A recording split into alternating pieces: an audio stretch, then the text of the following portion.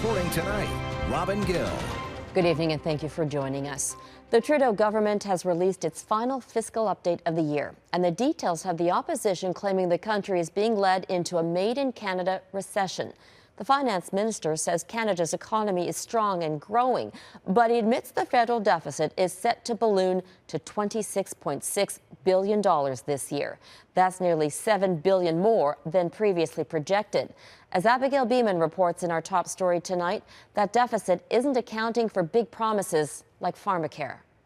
Our economy is strong and growing. Economic update optimism from the finance minister, even though the deficit is $7 billion bigger than Liberals promised right before the election. The 2019 budget projected a $19.8 billion deficit in 2019-2020.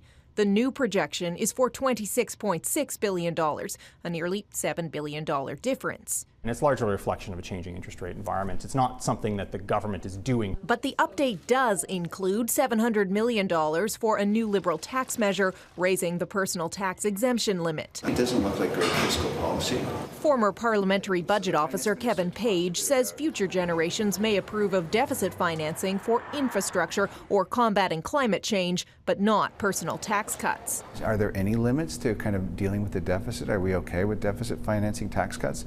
The Liberals have long touted success for another fiscal measure, a declining debt to GDP ratio. The new projection there, also higher than March's budget. What we're facing now is the prospect of a made-in-Canada recession.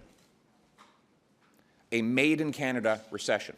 We're proposing to increase our deficit with additional investments because we know that this continuing investment has a positive impact on our economy and on Canadians.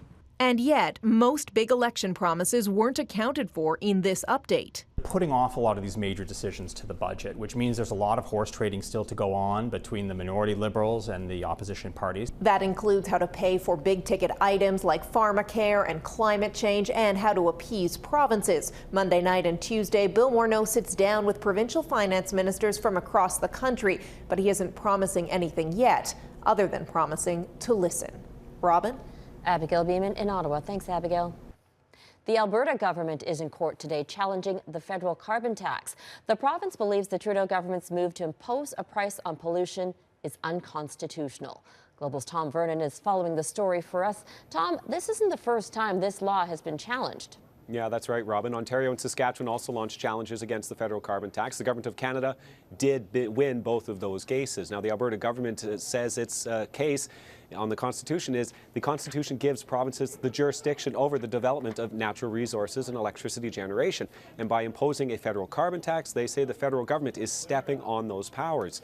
The court case will see 13 interveners speak on behalf of either the Alberta government or the government of Canada. Speaking for Alberta will be Saskatchewan and Ontario, as well as the Canadian Tax Federation. Speaking in support of the government of Canada will be British Columbia, as well as a number of environmental groups. Now, the Justice Minister here, Doug Schweitzer, says what this fight is about is provincial jurisdiction. And we agree with them on that. There's absolutely no reason for the federal government to be imposing their jurisdiction into this. It sets a dangerous precedent when you expand the Constitution in this way. As I mentioned, Ontario and Saskatchewan both lost their cases, although they were just majority decisions, not unanimous decisions. Saskatchewan will take their case to the Supreme Court this spring, where Alberta will be speaking in support of their eastern neighbour. Robin? Tom Vernon in Edmonton. Thanks, Tom.